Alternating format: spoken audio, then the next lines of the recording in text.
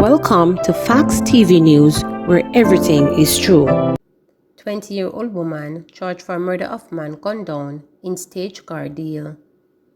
St. James saleswoman 24-year-old Tiandra Reed was on Tuesday charged in relation to the shooting death of a man in a staged car deal. Reed, who is from Upper King Street in Montego Bay, is charged with murder, conspiracy to commit murder, and misprision of a felony. Misprision of a felony refers to when someone knows a felony has been committed but fails to inform the authorities. 42-year-old Robert Harvey, otherwise called Priest, a tour driver and car salesman of Bow Hill in Montego Bay, was gunned down on Monday, March 15. It was reported that around 5:45 p.m., Reed contacted Harvey via cell phone and told him she had an interest in a vehicle he was selling. While waiting, he was pounced upon by armed men in a Toyota Corolla Axio motor car with Reed aboard, who opened gunfire, hitting him before escaping in the air, according to the police. The police were summoned, and on their arrival, Harvey was transported to hospital where he was pronounced dead. An investigation was conducted, and Reed was arrested on Tuesday, June 6. She was subsequently charged on Tuesday, June 20, after a question and answer session. Her court date is being arranged. Man killed in gun attack outside Clarendon pub. Police are trying to determine the reason behind the killing of a man outside a pub on Mac Corner in Palmer's Cross, Clarendon. The dead man has been identified as 31-year-old Ron Lewinson, otherwise called Headman, from Kennel Lane in Palmer's Cross. It was reported that around 8:06 p.m., Lewinson was sitting under a tree on the roadway outside the pub when a motor car drove up and several men armed with handguns alighted. Police said the men opened fire at the now deceased, hitting him several times and killing him on the spot. The authorities were summoned, and on arrival, they found Lewinson's lifeless body lying face down on the ground with what appeared to be gunshot wounds. The scene was processed and the body taken to the hospital, where it was confirmed dead. It was then transported to the morgue pending a post-mortem examination. Police say they are looking into several possible theories surrounding the killing.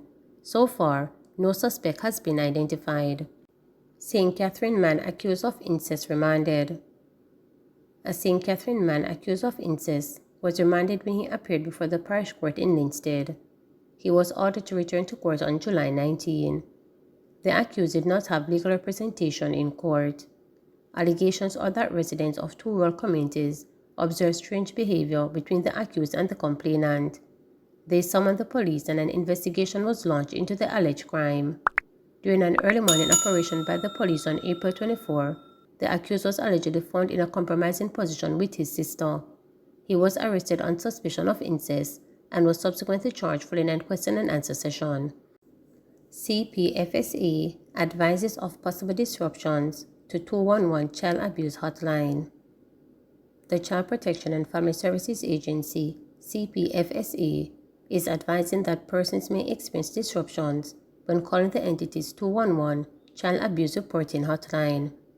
An advisory from the agency indicates that the disruptions that individuals may experience up until Friday are due to an island-wide upgrade of its communication system. The CPSE has apologized for any resulting inconvenience and invite persons experiencing difficulty accessing the hotline to call 876-822-7031 or call or send a WhatsApp message to 876-878-2882. They may also send an email to report@childprotection.gov.jm. The 24-hour child helpline, which was launched in September 2021, can be dialed from a cellular or landline telephone free of cost. It is operated by trained officers from the CPSE through National Children's Registry. Government defends job descriptions amid criticism of vagueness. The government is defending the job descriptions announced by Prime Minister Andrew Holness for members of Parliament and Cabinet Ministers amid criticism that they are lacking in thought and specificity. The government has been criticized for failing to outline the role of parliamentarians and how they can be held accountable. Danielle Archer, Executive Director of National Integrity Action, says the job descriptions are not measurable. She says the documents appear simply to be a response to quell public backlash arising from the massive salary increase given to the political directorate. It's almost as if the government is saying You're quarreling, so one job description, see it here. I would have thought that on the table of the job descriptions, we would have seen the accountability framework wherein we would see where there are sanctions to be imposed, how it is going to be applied, what's the code of conduct that is going to be used to make sure that you do something, as they say, befitting the conduct. What then? What does that mean? Miss Archer questioned. Information Minister Robert Morgan, during an interview, told reporters on Wednesday, who asked to explain why the deliverables listed in the job descriptions are not more specific. I'm saying to you, there are some specifics in the job description, but there are also specifics in other documents. That is my answer, Mr. Morgan told reporters. Opposition Member of Parliament Julian Robinson, who was also a guest on the program, admitted that he was expecting more specifics in the job descriptions for parliamentarians. When I look at the document overall, it is general. It's not a lot that you can disagree with, but I believe specifics should be put in there which give a measure and on which people can be held accountable if they don't meet some of these key deliverables or output, and some of them are measurable in the case of Member of Parliament, he suggested. Mr. Robinson similarly described the job description for cabinet ministers as very general. What a Prime Minister should do at the beginning of the year or during the budget cycle is to say Minister X has specific responsibility to do A, B, and C. This is what he or she plans to do over the next fiscal year. So you know that there are things that the person has been asked for to direct to, and at the end of the fiscal year, you can measure where they are, the opposition member proposed. I'm sure that all Jamaicans are grieving, and all Jamaicans are upset about what has happened. When we just try to imagine the last moments of young Danielle, or the 5 persons who were brutally murdered last year, almost around this time, in Clarendon. And we all reflect and we wonder, what is happening to our society? Where is the human kindness?